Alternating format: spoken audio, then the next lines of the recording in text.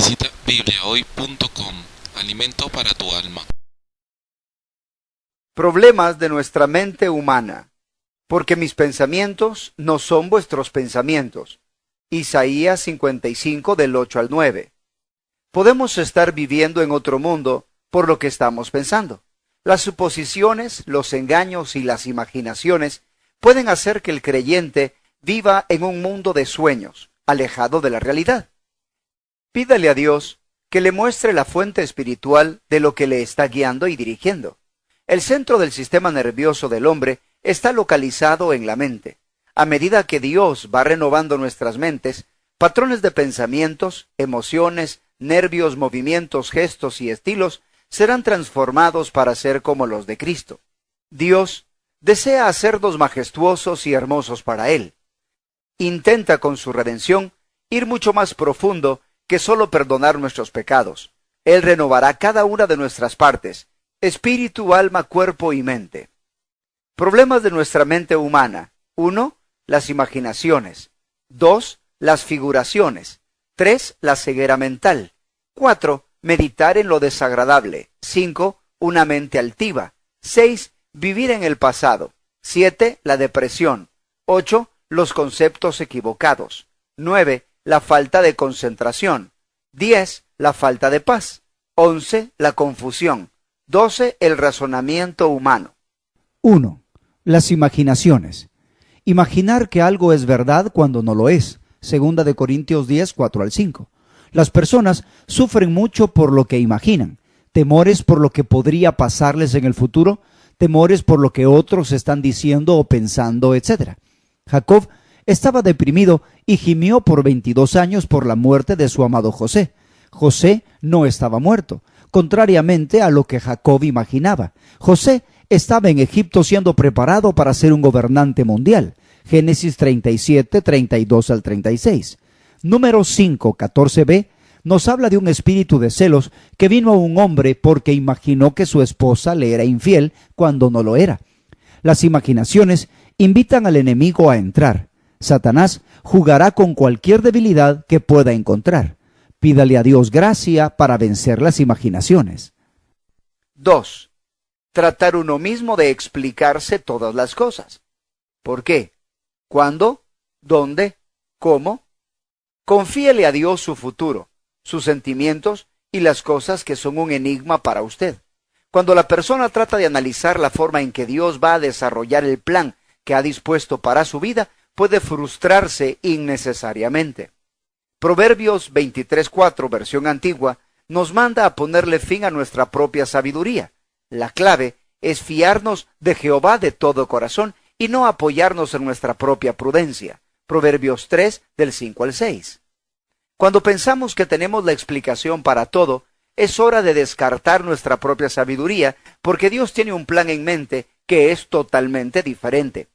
Cuando José tenía 17 años, Dios le mostró por medio de un sueño que él tendría autoridad sobre sus hermanos. Génesis 37. Sin embargo, casi no le dio detalles. Dios no le mostró el cuándo, el dónde ni el cómo. Si Dios le hubiera dado los pormenores, eso hubiera destruido a José. Confiemos en que Dios nos muestra lo que necesitamos saber. La clave es confiar, no analizar. El hombre tiene un gran problema con una mente analítica porque suele hacer sus propios planes y decisiones independientemente de Dios. Cuando un hombre se convierte en cristiano, lleva consigo el ímpetu. El nuevo creyente no está acostumbrado a confiar en otro para tomar decisiones, hacer planes y determinar su futuro. Por lo tanto, confía en su mente natural. La clave es aprender a confiar en otro, en Dios. 3. La ceguera mental. Podemos tener un problema y no saberlo. Todos tenemos áreas de ceguera. El problema es que no notamos en qué estamos ciegos. Todo camino del hombre es recto en su propia opinión. Proverbios 21:2. Todos creemos tener la razón y que nuestro proceder es recto. Todo hombre que la Biblia menciona tuvo un problema en su vida porque estaba ciego en algún área. Jacobo y Juan no entendían de qué espíritu eran. Lucas 9, 54 y 55. Levítico 4, 2 y 3 menciona a un sacerdote ungido, un ministro, que estaba pecando por ignorancia. lo cual prueba que un líder puede estar ungido y todavía estar ciego o equivocado con respecto a ciertas áreas de la verdad. Los creyentes de la Odisea pensaban que lo tenían todo, pero Dios dijo que eran pobres, ciegos y desnudos. Apocalipsis 3:17. A Job se le hizo la exhortación de orar por su propia ceguera, en Job 34:32. Algunos creyentes se van a la tumba sin haberse dado cuenta de lo que Dios intentaba enseñarles. Pídale a Dios que le dé un espíritu enseñable. Dios es capaz de abrir nuestras mentes para entender. Y les abrió la mente para que entendiesen las Escrituras. Lucas 24:45. 4. Meditar sobre cosas desagradables. Pensamientos negativos, aterradores, violentos y vengativos. Nuestra mente está compuesta de tres cosas: células cerebrales, sangre y espíritu. Por lo tanto, las meditaciones que escogemos influyen sobre nuestro cuerpo, alma y espíritu. Las meditaciones malignas estimulan el sistema nervioso, las glándulas y los órganos, haciendo que reaccionen de forma exagerada y, por consiguiente, que derramen secreciones excesivas en el torrente sanguíneo, lo cual nos enferma física y espiritualmente. Estos pensamientos desagradables deben ser cambiados por completo porque, efectivamente, pueden envenenar nuestro espíritu, alma y cuerpo. Aprenda a rechazar las meditaciones sobre el mal o sobre lo que otros han hecho para dañarle. Ore por ellos. Primera de Pedro 1:13 nos ordena ceñir los lomos de nuestro entendimiento, dando a entender que tenemos poder para encender y apagar los pensamientos. Pablo nos habla de las meditaciones que debemos escoger. Filipenses 4:8. A veces solo podemos ser sanados de una enfermedad hasta que hemos cambiado por completo algo que no le convenía a nuestras almas: la crítica, la envidia, el rencor, el temor. 5. Una mente altiva. Una mente que medita arrogantemente sobre sí misma. Romanos 12:3 le advierte al creyente que no tenga una opinión demasiado elevada acerca de sí mismo. La tentación a pensar que somos especiales o extraordinarios siempre está presente, especialmente cuando tenemos dones o poderes excepcionales de parte de Dios. Segunda de Corintios 12:7, Gálatas 6:3, Abdías 1:3, Deuteronomio 17:18. Una mente altiva le abre la puerta a la fantasía, al engaño y a la ilusión. Pedro exhorta a todo creyente a revestirse de humildad. Primera de Pedro 5:5. Oremos para que nuestras mentes y pensamientos sean cubiertos de esta vestidura de humildad. 6. Vivir en el pasado, éxitos o fracasos. Vivir en el pasado nos impide el crecimiento. Eclesiastés 7:10.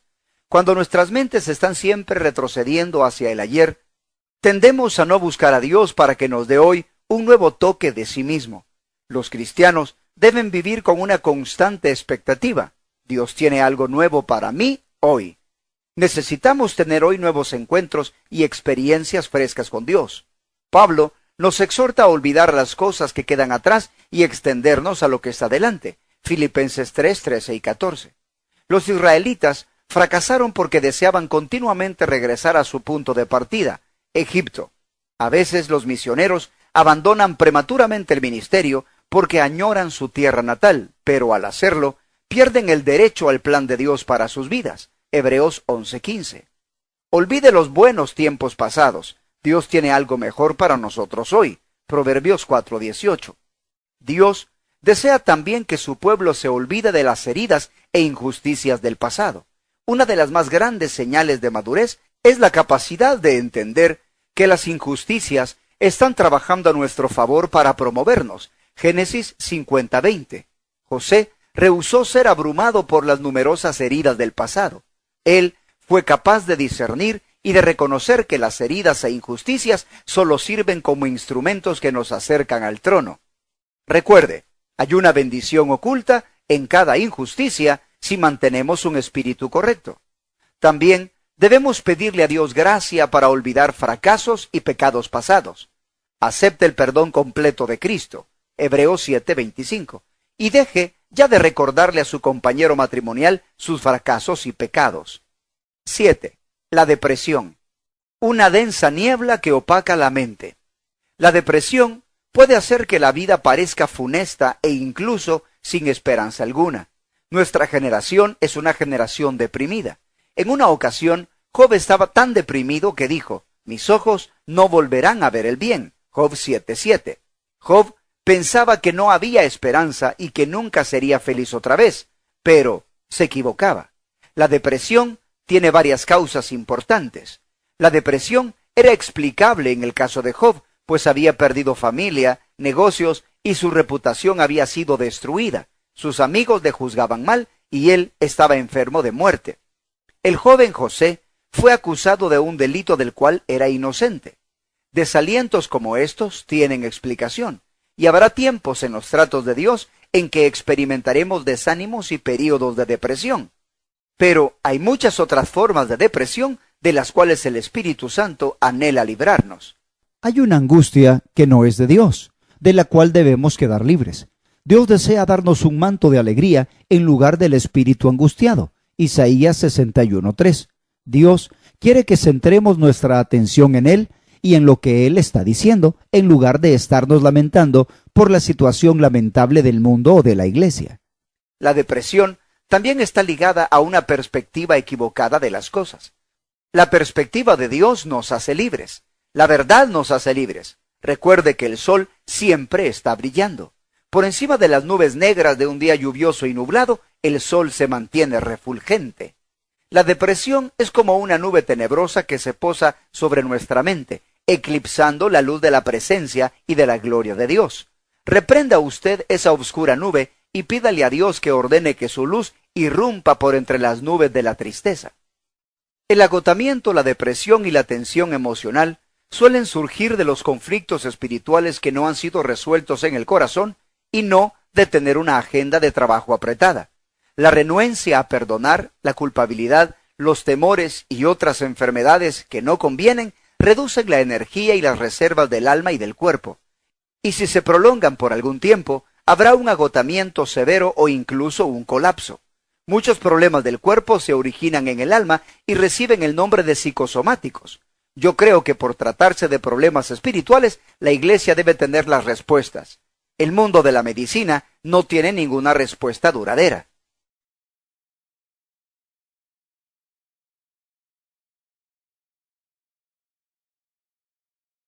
El mundo de la medicina describe la depresión clínica como cólera reprimida y no expresada. Por lo tanto, el mundo anima al hombre a desahogar su ira y a exigir sus derechos para que las presiones no se le acumulen internamente. Pero esa tampoco es la solución, porque cada vez que ejercitamos la vieja naturaleza, ésta se fortalece. Un mejor enfoque del problema es entender primeramente lo que origina nuestra ira. Por ejemplo, la ira se enciende cuando no le hemos cedido nuestros derechos a Dios y cuando alguien toca algo a lo cual estamos aferrados. También, las expectativas determinan tremendamente si tenemos paz o depresión. Recientemente, un jugador de béisbol se suicidó por un mal lanzamiento que hizo algunos años atrás, lo cual nulificó sus aspiraciones de llegar a la Serie Mundial. Como consecuencia, había estado padeciendo por 3 años de una continua depresión sin haberse podido sobreponer. Por eso, no debemos nunca centrar nuestras esperanzas y expectativas en una carrera, negocio o persona, sino en cosas eternas y en aquel que nunca nos dejará caer. Salmo 62:5. Conozco a una piadosa mujer que perdió ambos padres en el lapso de 1 año. Ella había estado muy apegada a ellos y el dolor que sentía por la pérdida le resultaba abrumador. Durante estos asaltos de dolor y tristeza, Dios le habló y le dijo: «No me estás glorificando, dame tus pesares, yo ya los sufrí por ti». El Señor le dio un versículo en Isaías 53:4 que dice: «Ciertamente llevó Él nuestras enfermedades y sufrió nuestros dolores». Dios se reveló a ella de una nueva manera. Cristo no solo murió por nuestros pecados y enfermedades, sino también por las tristezas y los dolores de nuestro corazón. Como cristianos, deberíamos saber que Cristo nos ha dado gratuitamente las cosas. 1 Corintios 2:12. Dios no quiere que llevemos cargas o pesares innecesarios, ni siquiera luto. Cristo ha provisto medios para librar nuestros sentimientos y dolores del corazón para que no estemos atados a estas cadenas a lo largo de nuestras vidas. Cuando la señora Audrey Bailey empezó a sentirse oprimida por la pérdida de sus seres queridos, se arrodilló en su habitación y le entregó todos sus pesares y dolores a Jesús. Esto tomó algún esfuerzo y persistencia, pero como lo repitió una y otra vez, la victoria fue ganada y ella fue completamente liberada del pesar. La verdad es que con esfuerzos propios no podemos deshacernos de ninguno de nuestros sentimientos. Sigamos entregándoselos a Jesús y seamos libres. Él ya los llevó. Primera de Pedro 5:7. Como lo mencionamos antes, la depresión tiene muchas causas. Si usted sufre depresión y desórdenes emocionales, le sugiero que para las respuestas de su vida acuda a Dios y a los hombres y a mujeres ungidos de Dios, no a un psiquiatra. Solo Dios sabe cuáles son nuestros verdaderos problemas. El diagnóstico es difícil. Algunas veces el diagnóstico de los doctores es tentativo, pero aunque su diagnóstico fuera correcto, Dios y solo Dios sabe cuál es la única y verdadera solución. Solo Él tiene las respuestas y quiere mostrarnos qué hacer. A continuación, se dan algunas pautas generales para vencer la depresión. Visita bibliahoy.com. Alimento para tu alma.